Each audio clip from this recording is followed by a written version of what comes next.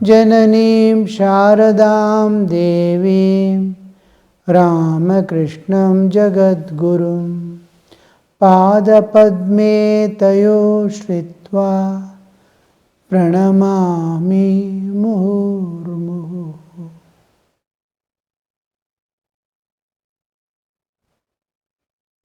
Being in ecstatic state, Sri Ramakrishna sang a song.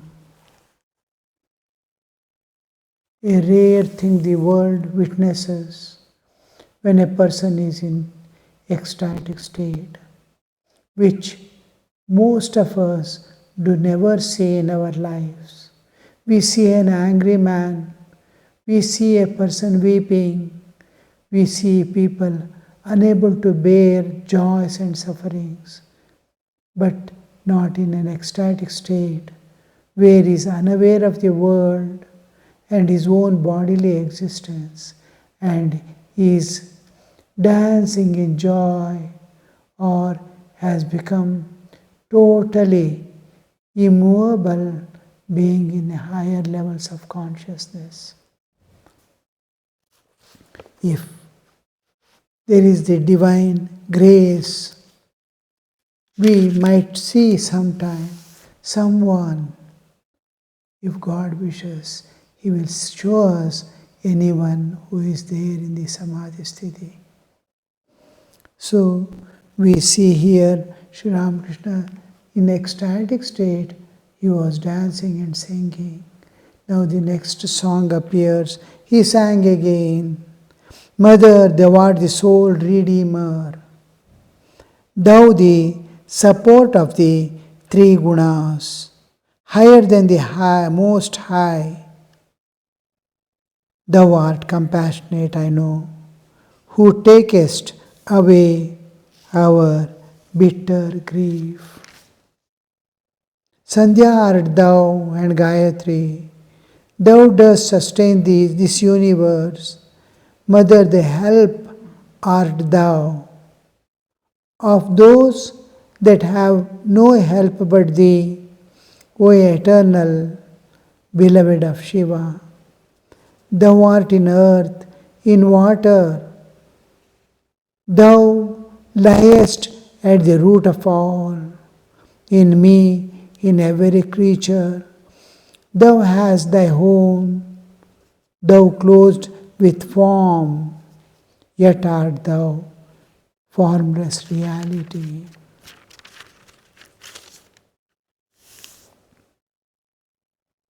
Mother, thou art the sole Redeemer. The name Mother, Divine Mother, has become the entire universe and all beings in it. We have seen philosophically how the evolution takes place, and to the final level of present, what we see this world as, we have seen things being evolving. Now, when everything as Mother has become, all beings, so many things in it, when everything has become Mother, what would be the state? What are we? Our body is she, our mind is she, every bit of our existence is she. Except her existence, nothing exists. The whole thing, what I can think of, what we can understand about, is she.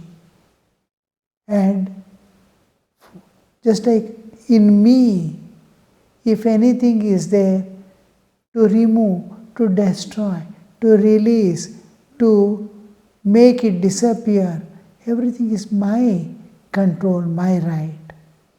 And I alone can do. Other than me, nothing exists. When we say Divine Mother, except her, nothing else. The whole universe, all things, all forces in it is she. Now, a soul has to be released from this. It wants to go back to its source. It wants absolute freedom to experience that absolute freedom. It wants to enjoy that peace and bliss. Now, how can we reach this? No, she alone has to do. It is like some pain is there in my leg. I understand. I alone can relieve it when there is nothing else or no one else other than me. So is this existence, one without a second. So you are the redeemer, only one, nothing else. Nobody else can do that because nobody else exists other than she. Though the support of the three gunas, when the universe comes into existence, when our bodily existence comes into existence, we see there are three aspects of creation. In everything, there are three aspects of creation. Sattva, Raja, Tama. What is this? Sattva, Raja, Tama? There is cognition. I can see, I can understand. I have senses which grasp and bring. There is mind which receives. There is intellect which analyzes and gives report. This cognitive process is there, cognition, jnana. Then there is movement. Sattva is there, Rajas is there. There is movement. Everything is everything. Just look at the atom. A small atomic existence, atom. How many electrons? Hundreds of electrons are revolving in it. Every atom at the atomic level, you see movement is going on eternally. It began at the time of creation and till the end it goes on endlessly without cessation, without stopping. Where there is time, there is movement. Where there is movement, there is understanding of time. It goes on and on. Everything is in motion. The creation means there is time and space. Time comes into existence, time and space, immediately there is the movement. So this aspect of movement in creation we call Rajas. Cognition is Sattva. Movements, all type of movements. My mind is moving, my senses are moving. Everything is moving, the whole universe is moving. We are constantly changing. Movement is there. Change is a movement. So that aspect is called Rajas. Then there is material, matter, spirit and matter, Chaitanya and Jada. This all material existence that we see about and understand is tamas. And in bhavas, feelings, the same thing expresses in various ways. Sattva expresses as compassion, love and all at feeling level. At mind, it is turbulent. Rajas. Sattva is giving whatever it sees. The senses are observing. Smell, this, that and all. It is grasping. Mind is the receiver. So it receives. Sattva. Now and then it is wild, it is Rajas. It is angry, it is throwing away. Lust, greed in its excessiveness is tamas. It goes to stone-like movement of sleep and lethargy.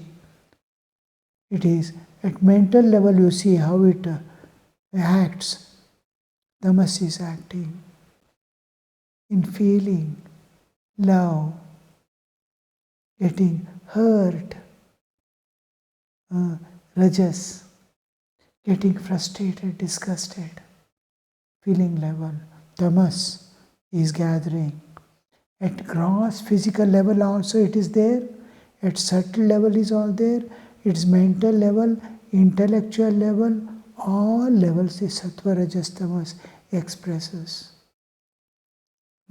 So the whole universe, from these 5 elements, Akasha, Akashad, Vayu, Vayu, Agni, Agni, Rapa, Adbhi, Prithvi, just 5 evolutes from the creative process. The tanmatras, that still in the absolute, becomes grossified. Pancha Jnanendriya, Pancha Karmendriya, Pancha Prana, Buddhi, Manas, all these are evolutes from that subsequent. So when the creation is forming, the sattva, raja, tama, how? From sattvamsha of all these 5, Akasha, Vayu, Agni, Apa, Prithvi, from this sattvamsha, the Pancha Jnanendriya are coming, Buddhi, Manas collectively is coming. And from Rajomsa, we are getting the pranas, energies, various energies working in us and in the universe. Energies and karmendriyas are coming. From the tamas, at gross level formation you see, at tamas, we are seeing the whole universe of matter. Panchikarana, they get mixed up each other and grossification takes place. Now, the whole universe, whatever you see, my mind also is a product of these gunas, sattva, raja, tama. Everything, whatever you see and understand, including your whole existence, is trigunatmika.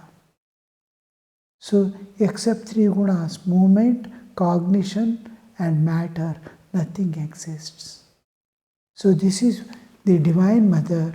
She is trigunatmika, 3 gunas. So, Thakur is singing, Mother, thou art the sole Redeemer, because other than her, nothing exists. Sole Redeemer. Thou art the support of the 3 gunas, the energy which manifests as the 3 gunas. The 5 evolutes, from evolutes, 3 gunas of each make the whole 24 cosmic principles and our own existence, individual existence. All jivas come into picture. Higher than the most high, the ultimate reality, ultimate truth. Why do we say? Because when the universe dissolves, just like when I sleep, I withdraw the whole of my existence. My bodily existence belongs to nature, I leave, I withdraw. The whole universe, when it dissolves, last only pure love and pure knowledge remains. And that becomes one with the highest, the ultimate. And then it becomes one with the absolute existence, Satchidananda, it dissolves in the absolute. Just like all my powers merge in me and I merge in the absolute every day. Like that whole, that is the ultimate, that is the highest, from where again the whole creation manifests. So the higher than the most high. Another aspect we have to remember in between the Prakriti and Chaitanya, between the Shakti and the Chaitanya, the pure consciousness and its power. The power is the whole movements and everything is happening. In Ramayana, Adhyatmika Ramayana, Adhyatma Ramayana, the story begins in an entirely different way. Hanuman is having some doubts.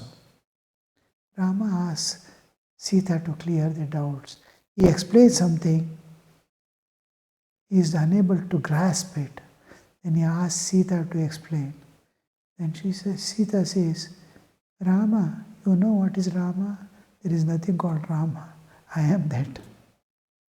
The whole play of Ramayana You are seeing Rama there, his body, his whole existence. It is my creation. The real Rama, the Chaitanya, is immobile. He is the Adhara of all this, like space and objects. Space is there, so objects are there.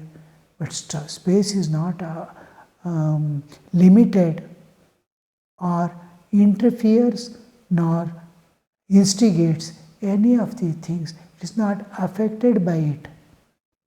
Fire is there, fire doesn't burn. The space has given room for fire to exist. It doesn't burn the fire space. Water doesn't wet. Like that, universes appear, disappear. It doesn't affect the absolute. It gives room for everything. It is a adhara. Rama's play, Rama's body's formation, everything is my play. I am there as Rama. Rama is not there. It is my play. Whatever you see movement, whatever you see as object, subject is you, Rama. Your subject of the subject is Rama. Object what you see, Ramayana, is me. Sita says it's me. There is nothing called Rama. The real Rama, if you want to see, you have to go within. Transcend this universe and go beyond. Subjective ultimate and the objective ultimate, you see that alone is Rama. All else is me. So whole Ramayana, Hanuman, Hanuman, you are not there, I am there. When everything is Divine Mother, the 24 cosmic principles are there. She. Where does Hanuman come?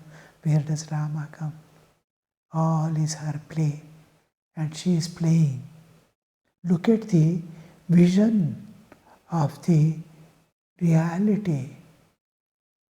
So when Sri Ramakrishna sings or tells a song or just says Kali, what is he seeing? The picture of Kali, what we think? No, the entire existence of the relative and the absolute and the beyond. All aspects of existence. Just a word Kali for him. She is Nirguna Nirakara, she is Saguna Sakara, she is everything what human existence can think of. So with that view, that makes him dance in ecstasy. Higher than the high, most high. Whatever you think high, she is higher than that. Thou art compassionate. When it comes to the individual jiva's existence, she becomes the whole universe and remains independent. In her own glory, she remains independent of the entire creation, just for the sake of jiva. Total. Whenever a jiva calls, with all surrender and love, not holding on to anything other than she is there by his side. Here I am. So can we release all things which we are holding on to and call on Mother? Can we give ourselves entirely, unconditionally forever, leaving all the supports of life and existence? Yes, you can see the Divine. Can you release yourself from all the bonds you have put upon yourself? You may not be able to remove the bandhana, but you can release the pasha, shackles you have put on. How many things we have put on ourselves, limitations, which God doesn't need. We don't need God or any power to release us from that. So goes here the Thakur is telling the most compassionate one. She stands aside, independent of the entire creation. In us, that is the Ajna Chakra. Akasha, Vayu, Agni, Apa begins from here. The relativity begins here. Ajna Chakra is where Divine Mother is staying in her own glory, independent of entire creation and all the jivas. Next is the Sahasrara, where the Absolute alone exits, the door to the infinite eternal. So, thou art the compassionate one. Can we become the patra for that compassion, to receive that compassion of the Divine Mother? She herself is compassionate. How to become patra? I want to become patra for her compassion. There we comes into this picture. Slowly move away from the tamas, move away from the rajas, move to sattva, then you will understand. Only love remains in your heart. Pure thoughts and compassion for all beings remains everywhere. Then you will see the Divine Mother is sitting by your side. God is visible only when I become independent of all. Nature is taking every day, separating you from body in sleep.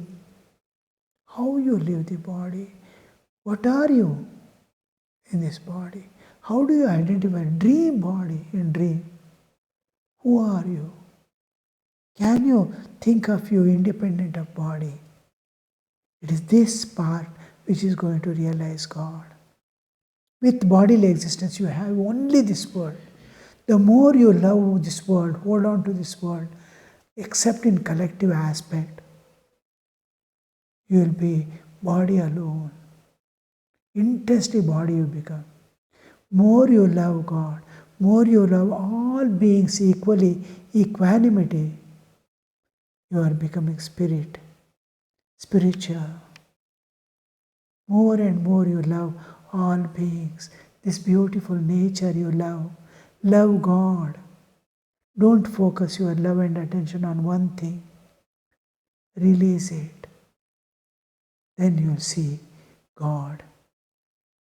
So this aspect, that is, the compassionate, mother is compassionate, but what am I?